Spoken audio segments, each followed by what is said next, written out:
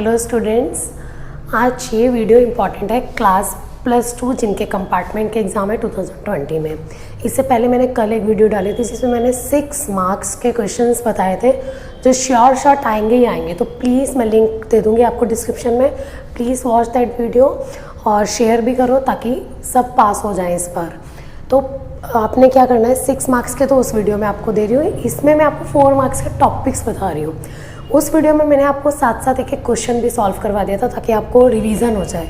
But इस video में मैं आपको सिर्फ अभी टॉपिक्स बता रही हूँ, तो you just right in the comment section whether you need the revision और नॉट। अगर आपको इन टॉपिक्स की रिवीजन चाहिए होगी, आई will make a separate video for it. तो अभी मैं सिर्फ आपको टॉपिक्स बता रही हूँ कि कौन कौन से टॉपिक्स 4 मार्क्स में आएंगे ही आएंगे। तो ये गारंटीड है कि 4 मार्क्स में ये वाले टॉपिक आएंगे और 6 मार्क्स में जो मैंने पहले वीडियो डाली है, so watch that video also, ठीक है। तो मैं आपको बताती हूँ कि 4 मार्क्स में कौन कौन से टॉपिक्स आ सकते हैं। सबसे पहले इन टॉपिक्स को तो छोड़ के जाना ही मत और पहले इन्हीं टॉपिक्स पे फोकस करना। तो सबसे पहला जो टॉपिक आएगा वो आपका आ सकता है चैप्टर, आ सकता नहीं आएगा, तो चैप्टर 12 में say that is linear programming LPP। Chapter 12 में से LPP का एक क्वेश्चन आएगा 4 मार्क्स के लिए। ये मैं आपको बता रही हूँ 4 मार्क्स क्वेश्चंस जो आ सकते हैं, ठीक है। और 4 मार्क्स के क्वेश्चन आते कितने हैं, 6 आते हैं।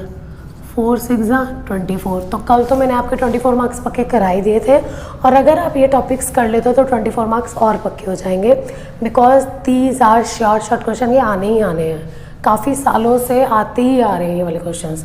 तो LPP आपने फुल करनी है, इसमें कोई ऐसा नहीं है कि आप एक क्वेश्चन करोगे। LPP बहुत इजी है, सिर्फ आपको कंसेप्ट समझ आना चाहिए। उसके बाद एक बार आपको टेबल बनाने आ गया, कंस्ट्रेंट्स क्या होते हैं, ग्राफ रिप्रेजेंटेशन, तो आपको ईजिली क्वेश्चन निकल सकता है। हर कोई बच्चा इस टॉपिक को कर सकता है। तो आपने चैप्टर 12 फुल करना है, ये टॉपिक आएगा ही आएगा। पहले 6 मार्क्स में आती थी LPP, या 4 मार्क्स में आती है। पिछले साल से हुआ है, जब से पैटर्न चेंज हुआ है 4 मार्क्स में LPP हो गया। उसके बाद आपने नेक्स्ट टॉपिक आपने करना है चैप्टर 13 प्रोबेबिलिटीज़ में से। आप प्रोबेबिलिटी क्या पूरी करोगे? नो, प्रोबेबिलिटी पूरी करने की ज़रूरत नहीं है, सिर्फ एक टॉपिक कर लो, बेस थ्योरम। बेस के साथ एक चॉइस में आ सकता है, छोड़ो, बेस इजी है तो सिर्फ बेस पे फोकस करो। बेस के जितने क्वेश्चन हो कर डालो, ठीक है। चैप्टर 13 में से प्रोबेबिलिटी में से सिर्फ बेस थ्योरम करना है। ये तो आपने चैप्टर 12 पूरा करना है। बेस थ्योरम आपको कौन सी एक्सरसाइज में मिलेगा? बेस थ्योरम मिलेगा NCERT की 13.3 एक्सरसाइज में, ये आपको 13.3 में मिलेगी बेस थ्योरम। तो 13.3 अच्छे से कर लो NCERT, उसके बाद सैम्पल पेपर। देन उसके बाद चैप्टर 5 में से आएगा एग्जाम। चैप्टर 5 में से चैप्टर 5 है आपका कॉन्टिन्यूटी एंड, मैं ये NCERT की लिख रही हूँ, कॉन्टिन्यूटी एंड डिफरेंशिएबिलिटी। तो चैप्टर 5 में से क्या आएगा? चैप्टर 5 में से सिर्फ अगर आप 5.5 एक्सरसाइज कर लो, 5.5 एक्सरसाइज के भी 1 to 15 क्वेश्चन हैं। किस टाइप के? ये है आपकी लॉगैरिथम डिफरेंशिएशन। अगर आप लॉगैरिथम डिफरेंशिएशन कर लेते हो, जो वो वाले डिफरेंशिएशन जिसमें हमें taking log on both side करके सॉल्व करना होता है, लाइक आपके पास आ जाए cos x की पावर x, तो इस टाइप के क्वेश्चन, फंक्शन के ऊपर फंक्शन आ गया तो उसमें हम लॉग लेते हैं, तो वो क्वेश्चन बोर्ड हमेशा पूछता है। तो 5.5 आपने जरूर करके जानी है। कॉन्टिन्यूटी एंड डिफरेंशिएबिलिटी में से सिर्फ इतना कर लेना, ठीक है। उसके बाद नेक्स्ट है chapter 1 relations and functions. Relations and functions में से क्या आएगा? रिलेशंस एंड फंक्शन में से कर लो सिर्फ एक्सरसाइज 1.1। और उसमें से भी कैसा क्वेश्चन आएगा? उसमें से आपसे प्रूफ करने को बोला होगा कि इक्विवेलेंस रिलेशन प्रूफ कर दो। इक्विवेलेंस रिलेशन 1.1 एक्सरसाइज, मतलब इक्विवेलेंस रिलेशन होता है जिसमें हमें रिफ्लेक्सिव, ट्रांजिटिव, सिमेट्रिक तीनों प्रूफ करना होता है। तो तीनों फंक्शंस पता होने चाहिए, कैसे प्रूफ होंगे तो वो इक्विवेलेंस हो जाएगा। तो आपको क्या करना है, 1.1 अच्छे से करनी है और उसमें किस टाइप का क्वेश्चन करना है कि प्रूफ करो कि ये जो फंक्शन है वो इक्विवेलेंस रिलेशन है, ये जो रिलेशन है वो इक्विवेलेंस रिलेशन है।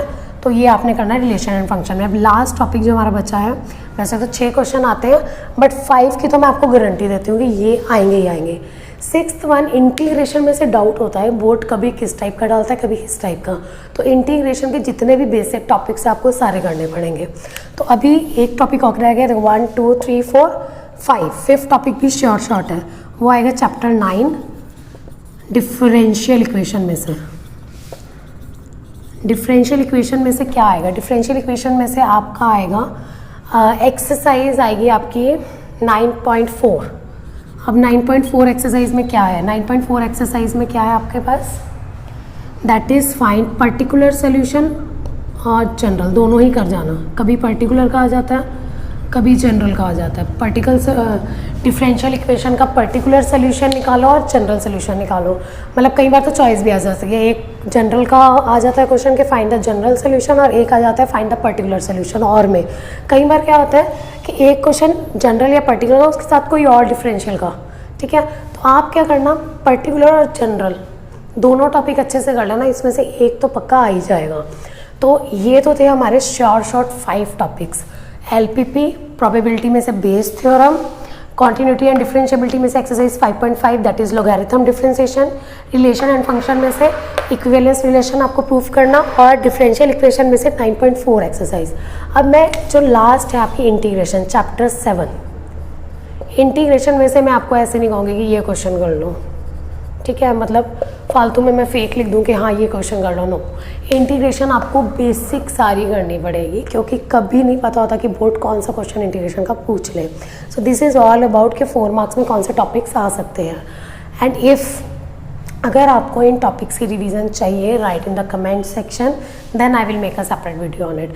क्योंकि ये टॉपिक्स ईजी हैं, आपने कर रखे होंगे एक बार, बस ये है कि करके ज़रूर जाना है कंपार्टमेंट में ये।